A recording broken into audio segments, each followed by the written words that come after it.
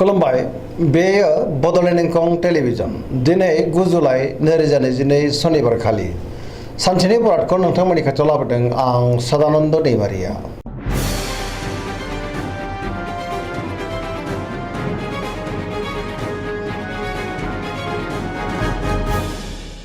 सिगां फरायनो लादों मेष राशि गिबि हांखो अ ल दिनैनि साना जोबोर मोजां जेरावबो देरहासार जानो हागोन मावनो लानाय खामानिखौबो थि समावनो मावफुंनो हागोन गोसोखौ दिनै जोबोर गोजोननाय मोनगोन देहाया मोजाङै थागोन बहानिफ्रायबा मोजां खौरां फैनोबो हागौ रांखावरियाव दिनै जोबोर मोजां गोबां धोन आरजिनो हागोन आयाबो बांगोन बेफार फालांगियाव दिनै जोबोर मोजां मुलाम्फा मोननो हागोन सोरजोंबा बाख्नाय जानोबो हागौ सोरबा लोगोनि हेफाजाबखौबो थोजासे मोनगोन न'खराव दिनै अननानै फैगोन बिमा बिफानि अननाय आरो बोरखौ मोननो हागोन गुबुननि गोसोखौ गोरलैयैनो बोनोबो हागोन गोसोनि बोलोआ बांगोन समाजावबो मान मोननो हागोन सेंग्रा सिख्लाफ्रा जोबोर रमान्टिक जागोन आरो बहानिफ्रायबा मोजां खौरां मोननोबो हागौ पजिटिभ एनार्जिनि गोहोमबो गोग्लैगोन।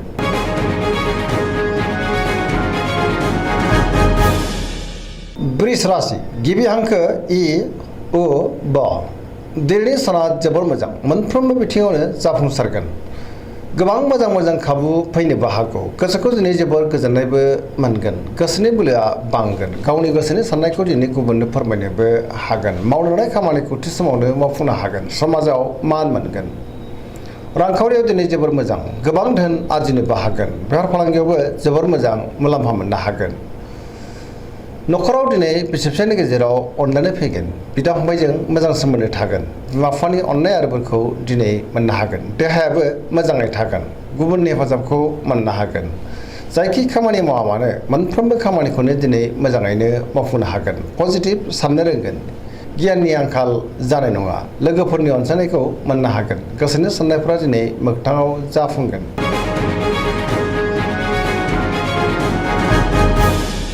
मिथुन राशि गिबि हांखो ख स दिनैनि साना जोबोर मोजां पजिटिभ एनार्जिनि गोहोम गोग्लैगोन पजिटिभ साननो रोंगोन गियाननि आंखाल जानाय नङा मोनफ्रोमबो बिथिङावनो दिनै जाफुंसारगोन गोसोखौ दिनै जोबोर गोजोननाय मोनगोन देहाया मोजाङैनो थागोन रांखावरियाव जोबोर मोजां बेफार फालांगियावबो दिनै जोबोर मोजां आयाबो बांगोन गुबुननि हेफाजाबखौ मोननो हागोन न'खराव अनलायनाय फैगोन समाजावबो दिनै मान मोननो हागोन गोसोनि बोलोआ बांगोन मावनो लानाय खामानिखौ मावफुंनो हागोन सिगांनि बबेबा आद्रा खामानिखौबो दिनै गोरलैयैनो मावफुंनो हागोन सोरबा लोगोनिफ्राय थोजासे अनसायनाय मोनगोन गुबुनजों मोजां सोमोन्दो लाखिनोबो रोंगोन लाइमोनफोरनि गोसोआ दिनै जोबोर रमान्टिक जागोन फरायसाफ्रा फरायनायाव गोसो दुंखांगोन आरो मोजां फिथाइ मोनगोन।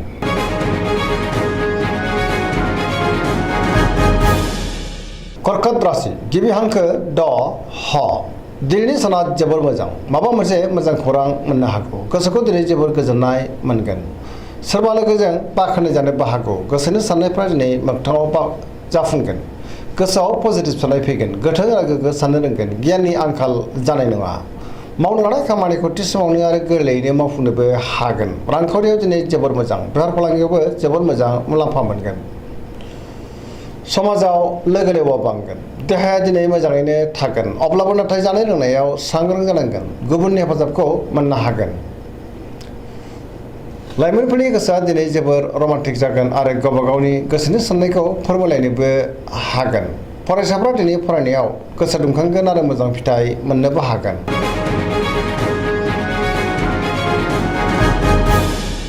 सिंह राशि गिबि हांखो म ट दिनैनि साना जोबोर मोजां गोसोआव पजिटिभ साननाय फैगोन गोथों आरो गोग्गो साननो रोंगोन गियाननि आंखाल जानाय नङा मावनो लानाय खामानिखौ थि समावनो आरो गोरलैयैनो मावफुंनोबो हागोन सोरबा लोगोनिफ्राय मोजां खौरां मोननोबो हागौ लोगो लेवानि आंखाल जानाय नङा बहाबा दावबायहैनो बा हान्थिनो खाबुबो मोननो हागौ रांखावरियाव दिनै जोबोर मोजां अब्लाबो नाथाय खरसायाबो बांगोन मोननो गोनां धोनखौबो मोननो हागोन बेफार फालांगियाव मोजां मुलाम्फा मोननो हागोन गोसोनि साननायखौ दिनै गुबुननो फोरमायनो हागोन न'खराव अनलायनाय फैगोन समाजावबो मान मोनगोन गुबुननि गोसोखौ दिनै गोरलैयैनो बोनो हागोन देहायाबो मोजाङै थागोन बयजोंबो गोरोबनो रोंगोन। जायखि खामानि मावा मानो मोनफ्रोमबो खामानिखौनो दिनै मोजाङैनो मावफुंलांनो हागोन। गोसोआ दिनै जोबोर रमान्टिक जागोन आरो लाइमोनफ्रा गावबा गावनि गोसोनि साननायखौ फोरमायलायनोबो हागोन।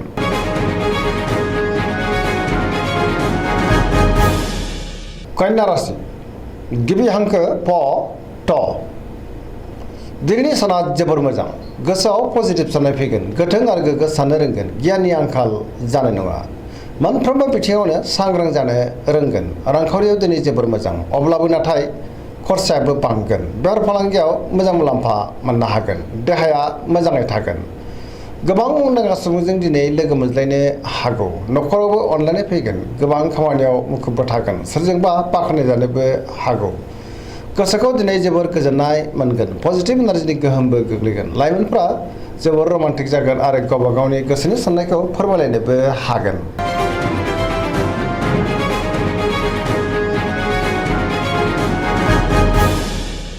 तुला राशि गिबि हांखो र ट दिनैनि साना मोजां आरो गाज्रिनि गेजेरजों बाबेनलांगोन। गोबां रोखोमनि जेंनाजों मोगा मोगि जानांनो हागौ। गोग्गो गियाननि आंखालबो फैनो हागौ। गोसोनि बोलोआ लोरबां जागोन। गोसोनि साननायफ्रा देबर नांगोन। मावनो लानाय खामानिखौ मावफुंनो गोब्राब जागोन। देहाया बारा मोजां थानाय नङा। जानाय लोंनायाव सांग्रां जानांगोन। रांखावरियाव बारा मोजां नङा।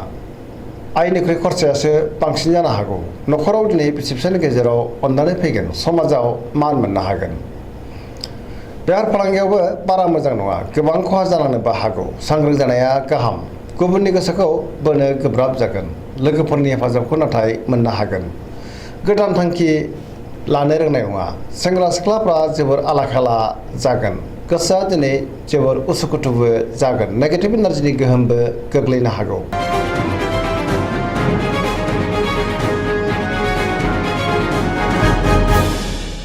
वृश्चिक राशि गिबि हांखो न स दिनैनि साना जोबोर मोजां। समाजाव लोगो लेवा बांगोन। गोबां मुंदांखा सुबुंजों दिनै लोगो मोनज्लायनोबो हागौ। पजिटिभ एनार्जिनि गोहोमबो गोग्लैगोन।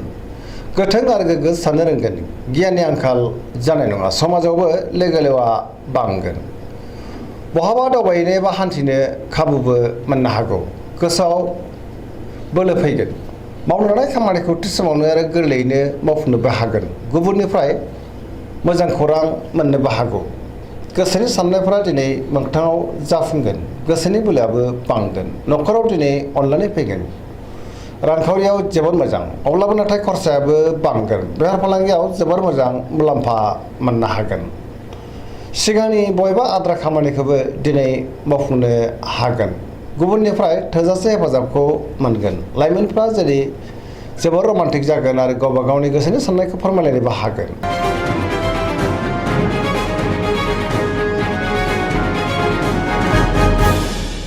धनु राशि गिबि हांखो ध फ भ दिनैनि साना मोजां आरो गाज्रिनि गेजेरजों बाबेनलांगोन। गोसोआव बोलो बांगोन। नाथाय अब्लाबो मावनो लानाय खामानिखौ थि समावनो मावफुंनो गोब्राब जागोन। माबा नङा माबा मोनसे हेंथा फैनोबो हागौ।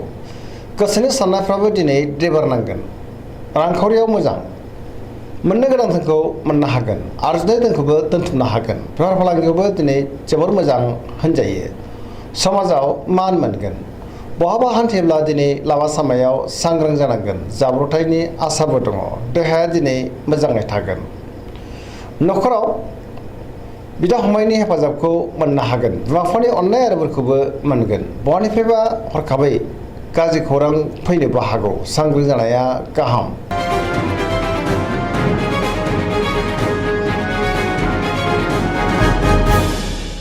मकर राशि गिबि हांखो ख ज दिनैनि साना जोबोर मोजां। गोसोनि साननाया मोगथाङाव जाफुंगोन। मावनो लानाय खामानिखौ थि समावनो आरो गोरलैयैनो मावफुंनोबो हागोन। रांखावरियाव जोबोर मोजां। अब्लाबो नाथाय खरसायाबो बांगोन। मोननो गोनां धोनखौबो दिनै मोननो हागोन। बेफार फालांगियाव मोजां मुलाम्फा मोनगोन। गोबां मुंदांखा सुबुंजों दिनै लोगो मोनज्लायनोबो हागौ। गुबुनजों मोजां सोमोन्दो लाखिनो रोंगोन। मोनफ्रोमबो खामानिखौ दिनै गोरलैयैनो मावफुंलांनो हागोन। गोदान खामानियाव आखाइ होजेननोबो हागोन। न'खरावबो दिनै अनलायनाय फैगोन। बिदा फंबायजों मोजां सोमोन्दोबो थागोन। सेंग्रा सिख्लाफ्रा जोबोर रमान्टिक जागोन आरो गावबा गावनि गोसोनि साननायखौ फोरमायलायनोबो हागोन। गुबुनजों मोजां सोमोन्दो लाखिनोबो रोंगोन। फरायसाफ्रा दिनै फरायनायाव गोसो दुंखांगोन आरो मोजां फिथाइ मोननोबो हागोन।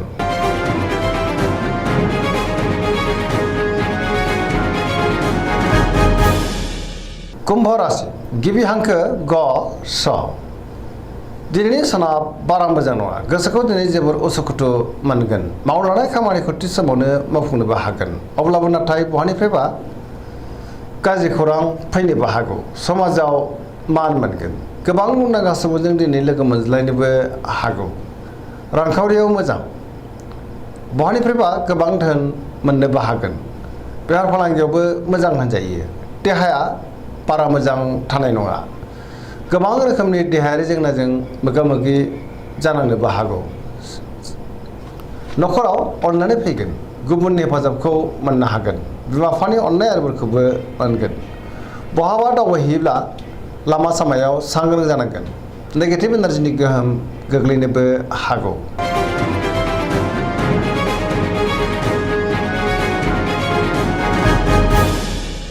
मीन राशि गिबि हांखो ड स। दिनैनि साना जोबोर मोजां। गुबुननि थाखाय गोबां मोजां खामानि मावनानै होनोबो हागोन। गोसोआव पजिटिभ साननाय फैगोन। गोथों आरो गोग्गो साननो रोंगोन। गियाननि आंखाल जानाय नङा। गोसोनि बोलोआबो बांगोन। गावनि गोसोनि साननायखौ दिनै गुबुननो फोरमायनोबो हागोन। देहाया मोजाङै थागोन। रांखावरियाव मोजां। बेफार फालांगियावबो मोजां होनजायो। न'खराव बयजोंबो मोजां सोमोन्दो लाखिनो रोंगोन। सोरजोंबा बाख्नाय जानोबो हागौ। लाइमोनफोरनि गोसोआ दिनै जोबोर रमान्टिक जागोन आरो गावबा गावनि गोसोनि साननायखौ फोरमायलायनोबो हागोन। पजिटिभ एनार्जिनि गोहोमबो गोग्लैगोन। फरायसाफ्रा दिनै फरायनायाव गोसो दुंखांगोन आरो मोजां फिथाइ मोननोबो हागोन। दिनैनि राशि फरायथिनाया एसेनोसै। जोबनायाव बेखौनो खावलायो जाहाथे नोंथांमोना सानफ्रामबो जोंनि बे बड'लेण्ड इंखं टेलिभिजनखौ नायबाय थायो आरो साबस्क्राइब खालामो, लोगोसे लाइक खालामो आरो शेयार खालामो। एसेनोसै, गोजोन्थों।